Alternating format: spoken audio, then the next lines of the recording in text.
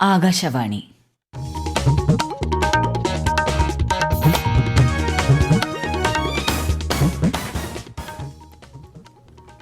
നമസ്കാരം. പ്രാദേശിക വാർത്തകൾ വായിക്കുന്നത് സീന ആന്റണി.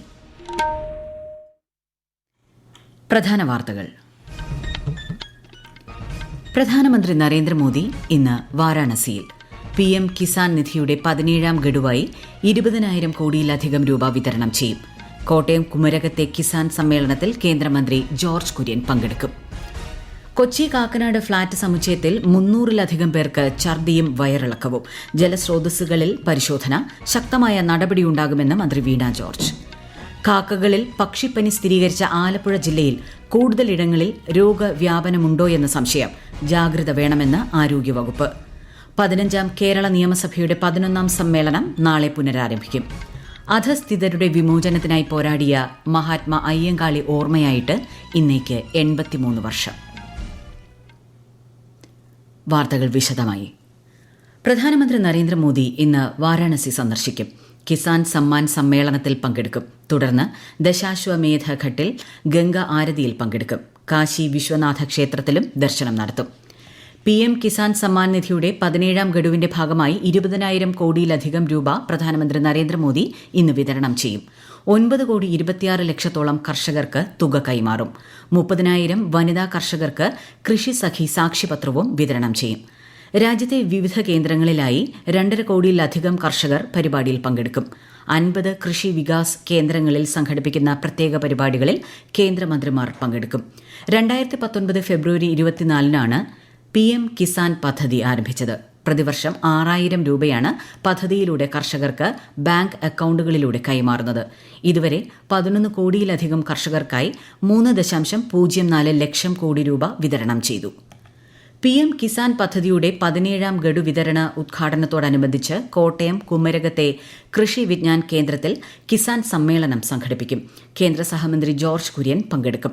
സമ്മേളനത്തിൽ കർഷകർക്ക് കാർഷിക ഉൽപ്പന്ന ഉപാധികൾ വിതരണം ചെയ്യും.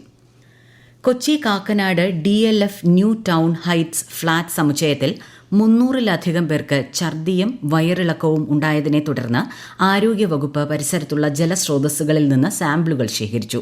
ഇവ പരിശോധനയ്ക്ക് അയച്ചിട്ടുണ്ട്. ക്ലോറിനേഷൻ നടപടി പൂർത്തിയാക്കി. സമീപമുള്ള കിണറുകൾ, ബോർവെല്ലുകൾ, മുനിസിപ്പാലിറ്റിയുടെ കുടിവെള്ള വിതരണ സംവിധാനം എന്നിവയിലൂടെയാണ് ഇവിടെ വെള്ളമെത്തിക്കുന്നത്. 5,000-ലധികം പേരാണ് ഈ ഫ്ളാറ്റ് സമുച്ചയങ്ങളിൽ താമസിക്കുന്നത്. കാക്കനാട് ഫ്ളാറ്റിൽ താമസിക്കുന്നവർക്ക് വയറിളക്കവും ഛർദിയും ഉണ്ടായ സാഹചര്യം ഗൌരവമുള്ള വിഷയമാണെന്നും ശക്തമായ നടപടിയുണ്ടാകുമെന്നും ആരോഗ്യമന്ത്രി വീണ ജോർജ്. പൊതുജനാരോഗ്യ സംരക്ഷണ നിയമപ്രകാരം തുടർ നടപടി സ്വീകരിക്കും. കുടിവെള്ളത്തിലുള്ള E. coli ബാക്ടീരിയയിൽ നിന്നാണ് രോഗം പകർന്നത് എന്നാണ് പ്രാഥമിക നിഗമനമെന്നും മന്ത്രി അറിയിച്ചു. സംസ്ഥാനത്ത് ആദ്യമായി കാക്കകളിൽ പക്ഷിപ്പനി സ്ഥിരീകരിച്ച ആലപ്പുഴ ജില്ലയിൽ കൂടുതലിടങ്ങളിൽ രോഗവ്യാപനമുണ്ടായതായി സംശയം. കൂടുതൽ വിവരങ്ങളുമായി ആകാശവാണി ആലപ്പുഴ ജില്ലാ പ്രതിനിധി R. രവികുമാർ. വളർത്തുപക്ഷികൾക്ക് പക്ഷിപ്പനി പിടിപെട്ടാൽ പ്രദേശത്തെ 1 കിലോമീറ്റർ ചുറ്റളവിലുള്ള പക്ഷികളെ നശിപ്പിക്കും. 10 കിലോമീറ്റർ ചുറ്റളവിൽ മുട്ട, ഇറച്ചി, വിസർജ്യം എന്നിവയുടെ വിൽപ്പനയും കടത്തലും നിരോധിക്കും. എന്നാൽ കാക്കകളുടെ കാര്യത്തിൽ ഇത് സാധ്യമല്ല. പക്ഷിപ്പനി പിടിപെട്ട കാക്കകൾ മറ്റിടങ്ങളിലെത്തി രോഗവ്യാപനം ഉണ്ടാക്കും. മുഹമ്മ, പള്ളിപ്പുറം എന്നിവിടങ്ങളിലാണ് കാക്കകൾ കൂട്ടത്തോടെ ചത്തത്. കോഴികളിലും താറാവുകളിലും പക്ഷിപ്പനി സ്ഥിരീകരിച്ച മുഹമ്മ, ചേർത്തല, തണ്ണീർമുക്കം എന്നീ പ്രദേശങ്ങളിൽ 10,000-ഓളം പക്ഷികളെ സംസ്കരിച്ചു. നിലവിൽ മുഹമ്മയിൽ മാത്രമാണ് കാക്കകളിൽ പക്ഷിപ്പനി സ്ഥിരീകരിച്ചത്. ആലപ്പുഴ ജില്ലയിൽ കാക്കയിൽ പക്ഷിപ്പനി സ്ഥിരീകരിച്ച സാഹചര്യത്തിൽ ജാഗ്രത വേണമെന്ന് ജില്ലാ മെഡിക്കൽ ഓഫീസർ നിർദ്ദേശം നൽകി.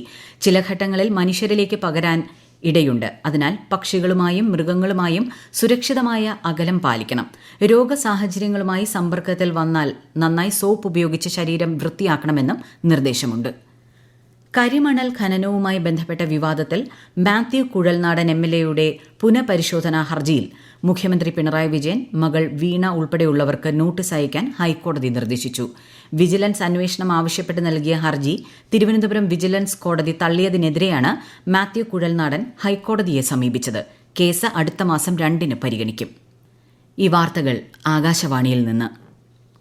15ാം കേരള നിയമസഭയുടെ 11ാം സമ്മേളനം നാളെ പുനരാരംഭിക്കും. 2024-25 സാമ്പത്തിക വർഷത്തേക്കുള്ള ബജറ്റിലെ ധനാഭ്യർത്ഥനകളുടെ ചർച്ചയും വോട്ടെടുപ്പും നാളെ നടക്കും. അടുത്ത മാസം 25 വരെ നീളുന്ന സമ്മേളനം ഈ മാസം 10-നാണ് ആരംഭിച്ചത്. ആകെ 28 ദിവസമാണ് സഭ ചേരുന്നത്. ലോക്സഭാ തെരഞ്ഞെടുപ്പിൽ വിജയിച്ച മന്ത്രി കെ രാധാകൃഷ്ണൻ ഇന്ന് MLA സ്ഥാനം രാജിവെക്കും. ചേലക്കരയിൽ നിന്ന് നിയമസഭാംഗമായ രാധാകൃഷ്ണൻ രാജിവയ്ക്കുന്നതോടെ അവിടെ ഉപതെരഞ്ഞെടുപ്പ് വേണ്ടിവരും. ഉന്നതി സ്റ്റാർട്ടപ്പ് നോളജ് സിറ്റി ഉച്ചയ്ക്ക് തിരുവനന്തപുരം മണ്ണന്തലയിൽ മന്ത്രി കെ രാധാകൃഷ്ണൻ ഉദ്ഘാടനം ചെയ്യും. പട്ടിക വിഭാഗ യുവജനങ്ങളെ ആധുനിക സാങ്കേതിക രംഗത്തെ തൊഴിൽ സാധ്യതകൾ കണ്ടെത്താൻ സഹായിക്കുകയാണ് നോളജ് സിറ്റിയുടെ ലക്ഷ്യം. മഹാത്മാ അയ്യങ്കാളി ഓർമ്മയായിട്ട് ഇന്നേക്ക് 83 വർഷം. തിരുവനന്തപുരം ജില്ലയിലെ വെങ്ങാനൂരിൽ 1863 ഓഗസ്റ്റ് 28-നാണ് അയ്യൻകാളി ജനിച്ചത്. ദളിത് വിഭാഗങ്ങളുടെ വിമോചനത്തിനായി പോരാടിയ അദ്ദേഹം കേരളത്തിലെ നവോത്ഥാന നായകരിൽ പ്രമുഖനാണ്. 1907 സാധുജന പരിപാലന യോഗം രൂപീകരിച്ച അദ്ദേഹത്തിന്റെ ഇടപെടൽ സമൂഹത്തിൽ വലിയ മാറ്റത്തിന് വഴിവെച്ചു. അയിത്ത ജാതിക്കാർക്ക് പൊതുവഴിയിലൂടെയുള്ള സഞ്ചാര നിഷേധത്തിനെതിരെ നടത്തിയ വില്ലുവണ്ടി യാത്രകളും കല്ലുമാല ബഹിഷ്കരണ സമരങ്ങളുമെല്ലാം അധസ്ഥിതരുടെ മുന്നേറ്റ ചരിത്രത്തിലെ നാഴികക്കല്ലുകളായി. 2 പതിറ്റാണ്ടോളം അദ്ദേഹം ശ്രീമൂലം പ്രജാസഭയിൽ അംഗമായിരുന്നു. 1941 ജൂൺ 18-നായിരുന്നു അന്ത്യം. കേന്ദ്ര വാർത്താവിതരണ പ്രക്ഷേപണ മന്ത്രാലയത്തിന് കീഴിലുള്ള പബ്ലിക്കേഷൻസ് ഡിവിഷന്റെ തിരുവനന്തപുരം റീജിയണൽ ഓഫീസ് സംഘടിപ്പിക്കുന്ന പുസ്തകോത്സവത്തിന് തിരുവനന്തപുരത്ത് തുടക്കമായി. മേള 21-ന് സമാപിക്കും. ഗവൺമെന്റ് പ്രസ്സിന് സമീപത്തുള്ള സെയിൽസ് എംപോറിയത്തിലാണ് മേള നടക്കുന്നത്. 600-ൽ പരം ഗ്രന്ഥങ്ങൾ വിൽപ്പനയ്ക്കായി എത്തിച്ചിട്ടുണ്ട്. പുസ്തകങ്ങൾക്ക് 10 മുതൽ 90% വരെ വിലക്കുറവുണ്ട്. കേന്ദ്ര സർക്കാരിന്റെ വിവിധ പ്രസിദ്ധീകരണങ്ങളും ലഭിക്കും. ലക്ഷദ്വീപിൽ ഇന്നാണ് വലിയ പെരുന്നാൾ ആഘോഷം.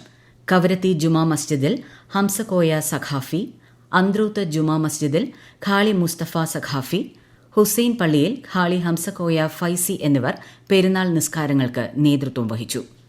നിർമ്മിത ബുദ്ധി ഉപയോഗപ്പെടുത്തി വേലി കെട്ടി കാട്ടാനകളെ തടയാൻ സംസ്ഥാനത്ത് ആദ്യമായി AI സ്മാർട്ട് ഫെൻസിംഗ് പരീക്ഷണാടിസ്ഥാനത്തിൽ വയനാട്ടിൽ തുടങ്ങി. ചെതയം റേഞ്ചിലെ ഇരുളം ഫോറസ്റ്റ് സെക്ഷനിലെ പാബ്ര ചേലക്കൊല്ലിയിലാണ് AI ഫെൻസിംഗ് ഒരുങ്ങുന്നത്. കൂടുതൽ വിവരങ്ങളുമായി ആകാശവാണി വയനാട് ജില്ലാ പ്രതിനിധി അരുൺ വിൻസെന്റ്. റെയിൽ ഗാർഡുകൾ സ്ഥാപിച്ച് അതിൽ ഇലാസ്തികതയുള്ള ബെൽറ്റ് മെടഞ്ഞാണ് പ്രതിരോധ വേലി ഒരുക്കുന്നത്. ബെൽറ്റിൽ സോളാർ വൈദ്യുതിയും AI സംവിധാനങ്ങളും ഉണ്ടാകും. കാട്ടാനകൾ പ്രതിരോധ വേലിക്ക് സമീപം എത്തിയാൽ സൈറൺ മുഴങ്ങി നാട്ടുകാർക്ക് മുന്നറിയിപ്പ് നൽകും. ഇതോടൊപ്പം പ്രദേശത്തും തിരുവനന്തപുരത്തെ കൺട്രോൾ റൂമിലേക്കും കാട്ടാനകളുടെ തത്സമയ ദൃശ്യം എത്തും. 60 ടൺ ഭാരം വരെ പ്രതിരോധിക്കാൻ വേലിക്ക് ശേഷിയുണ്ട്. പ്രതിരോധ വേലിയുടെ 150 മീറ്റർ അകലെ വേലിയുടെ പ്രതീതിയുണ്ടാക്കുന്ന ചിത്രം AI-യിലൂടെ ഒരുക്കാനും കഴിയും. ഈ ചിത്രത്തിന്റെ പരിധിയിലേക്ക് കാട്ടാനകൾ എത്തിയാലും സൈറൺ മുഴങ്ങുകയും ദൃശ്യങ്ങൾ ലഭിക്കുകയും ചെയ്യും. കാട്ടാനകളുടെ സ്വഭാവ സവിശേഷതകൾ പഠിച്ചാണ് സ്മാർട്ട് ഫെൻസിംഗ് വികസിപ്പിച്ചിട്ടുള്ളത്. രാഹുൽ ഗാന്ധി ഒഴിയുന്ന വയനാട് ലോക്സഭാ മണ്ഡലത്തിൽ പ്രിയങ്ക ഗാന്ധിയെ മത്സരിപ്പിക്കാനുള്ള AICC തീരുമാനത്തെ സ്വാഗതം ചെയ്ത് KPCC. പ്രിയങ്ക ഗാന്ധിക്ക് തിളക്കമാർന്ന വിജയം ലഭിക്കുമെന്നും KPCC അധ്യക്ഷൻ കെ സുധാകരൻ പ്രതികരിച്ചു. അതേസമയം വയനാട്ടിൽ പ്രിയങ്കയെ മത്സരിപ്പിക്കാനുള്ള നീക്കം കോൺഗ്രസ് കുടുംബാധിപത്യ പാർട്ടിയാണെന്നതിന്റെ തെളിവാണെന്ന് BJP സംസ്ഥാന അധ്യക്ഷൻ കെ സുരേന്ദ്രൻ പ്രതികരിച്ചു. വയനാട്ടിലെ ലോക്സഭാ ഉപതെരഞ്ഞെടുപ്പിൽ CPI സ്ഥാനാർത്ഥി മത്സരിക്കുമെന്ന് CPI സംസ്ഥാന സെക്രട്ടറി ബിനോയ് വിശ്വം മാധ്യമങ്ങളോട് പറഞ്ഞു. ട്രോളിംഗ് നിരോധനം ലംഘിച്ച് ചെറുമത്സ്യങ്ങളെ പിടികൂടിയ വള്ളങ്ങൾ ഫിഷറീസ് എൻഫോഴ്സ്മെന്റ് സ്ക്വാഡ് പിടികൂടി. ഇന്ന് രാവിലെ മുതലപ്പൊഴി പാലത്തിന് സമീപം നടത്തിയ പരിശോധനയിലാണ് വള്ളങ്ങൾ പിടിച്ചെടുത്തത്. വരും ദിവസങ്ങളിലും പരിശോധന തുടരും. ICC പുരുഷ 2020 ലോകകപ്പ് ക്രിക്കറ്റിൽ സൂപ്പർ 8 റൌണ്ട് മത്സരങ്ങൾക്ക് നാളെ തുടക്കമാകും. അമേരിക്കയും ദക്ഷിണാഫ്രിക്കയും തമ്മിലാണ് ആദ്യ മത്സരം. മറ്റന്നാൾ ഇന്ത്യ അഫ്ഗാനിസ്ഥാനെ നേരിടും. ഇന്ന് ഗ്രൂപ്പ് ഘട്ടത്തിലെ അവസാന മത്സരത്തിൽ അഫ്ഗാനിസ്ഥാനെ 104 റൺസിന് വെസ്റ്റ് ഇൻഡീസ് പരാജയപ്പെടുത്തി. പ്രധാന വാർത്തകൾ വീണ്ടും.